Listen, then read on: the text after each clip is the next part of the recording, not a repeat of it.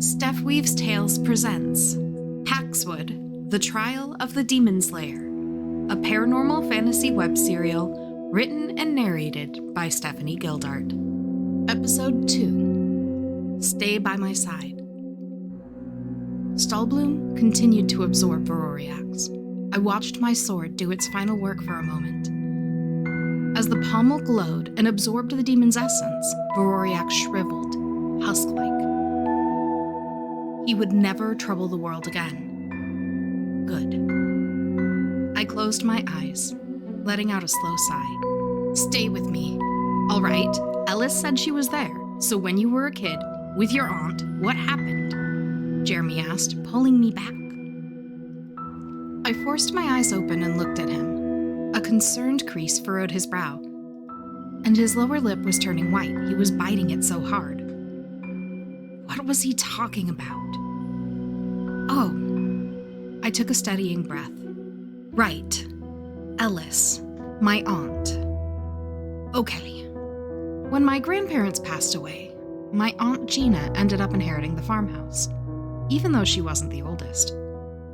Mostly because no one else wanted the old creaky house on 5 overgrown acres.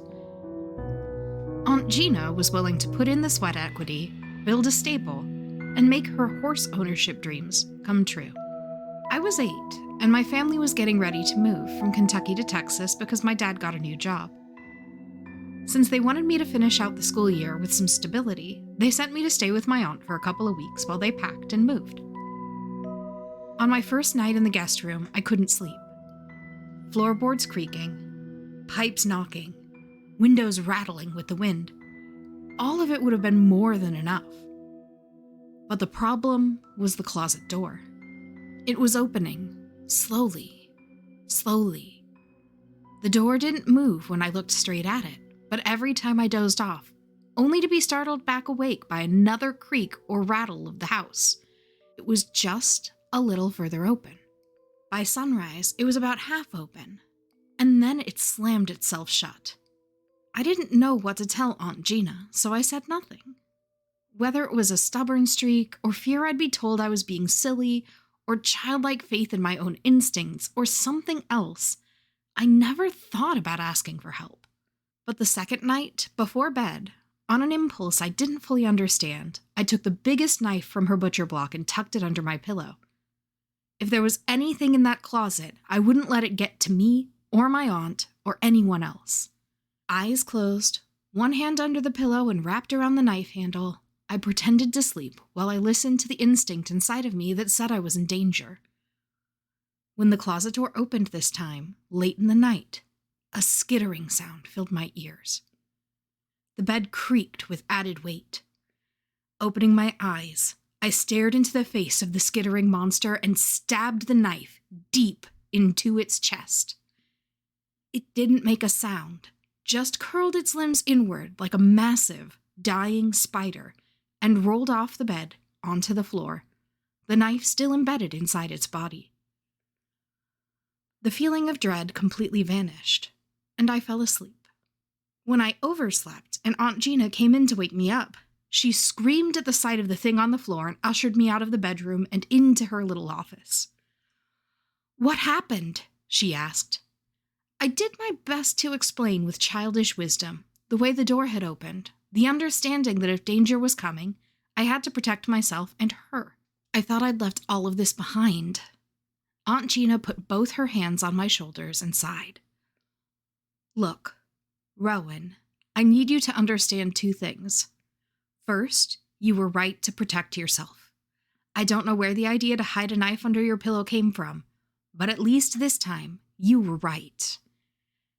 Second, if you get any inkling of anything like this ever again, no matter when, you tell me. I'm going to ask a friend to come help clean up the guest room, and we'll make double sure the house is completely safe. Stay here." Within an hour, a woman with platinum blonde hair, in a dark suit, appeared at the door. I saw her through the window, never spoke with her. But, "You're Aunt Gina's friend," I said to Ellis with dawning understanding.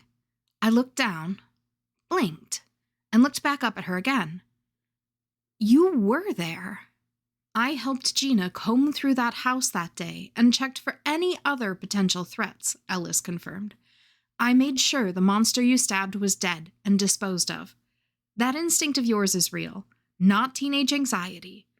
Because monsters are real. Now I leaned back in my armchair. Reason told me I should get up and leave because anyone who said monsters were real had to be insane. After my family moved to Texas, I never saw or felt another monster like that first one. At least, I didn't think so. Gina and I were both invited to join the same society when we were in college, Ellis said. Although she and I chose different paths, she knew she could count on me and the society to keep you safe as you grew up. After that day, I consulted with others in the society and searched through the prophecies that the society collects and protects, while we watched over you and your family. Rowen, you have a destiny to rise and defeat a dark threat to this world, but that threat doesn't want to be defeated. Your enemy knows, or at least suspects that you exist, and they're looking for you. I stood up then, taking a few steps toward the door. I might be going crazy, but I'm not as crazy as you. Monsters, prophecies, destiny? Ellis stayed seated, though. When you were a child, you knew you needed to protect yourself. That same instinct runs through your veins. But for many reasons, you've learned to take it as a sign to run away instead of fight. Maybe you wanted to fit in, to be like everyone else. Or you scared yourself a bit being so willing to harm another creature, even though it was there to hurt you. I am a certified therapist for a reason. People with prophecies like yours on their shoulders deserve the best support they can get. I can help you balance your mind and heart, and I can also prepare you to fight the threat that's coming your way. Ellis was right. The way I'd taken that knife and stabbed that monster had haunted me. And after I hit puberty and I shot up like a giant, I had to find other ways to fit in with all the kids I towered over. I worked on being soft and feminine and non-threatening. Besides, what 15-year-old doesn't want to hear they have a grand destiny? After a moment of hesitation, I sat back down. I'm listening. Good. Ellis smiled. I'll be by your side every step of the way until you fulfill your destiny. But Ellis wasn't there. Ellis sent me a message earlier in the day that she'd be away for a meeting, but she'd follow up after she was back, probably around my usual evening patrol. An old city like Boston had its own protectors, but I had an enemy hunting me down, and I had to stay sharp. My patrol brought me to the abandoned warehouse. My instincts warned me what was coming. I charged inside, alone, Stahlblum at the ready, just in time to witness 6 acolytes of Varoriax sacrifice themselves to summon their dark demon prince to the mortal plane. I'd fought Varoriax, alone. Sirens wailed outside the building. More voices. The demon's gone, Jeremy said suddenly. That's part of what my sword does. Stahlblum. He nodded. Help is close now. Just keep talking. Tell me about your sword. Thank you, listeners, for tuning in. Paxwood Book 2, The Trial of the Demon Slayer, is written and narrated by Stephanie Gildart. That's me. Theme music composed by Human Nature. Visit paxwoodtales.com to read the story as it unfolds. Want to read over my shoulder while I write what's next? Catch me live on Moonbeam for laid-back virtual write-ins and crafting. If you like the story and you want more, like, review, comment, subscribe. And if you're feeling particularly entangled, buy me a skein of yarn on Ko-fi. Carrie's paranormal tip of the day. You have instincts for a reason. When something feels wrong, it's okay to leave. You may never find out why, but at least you'll be alive.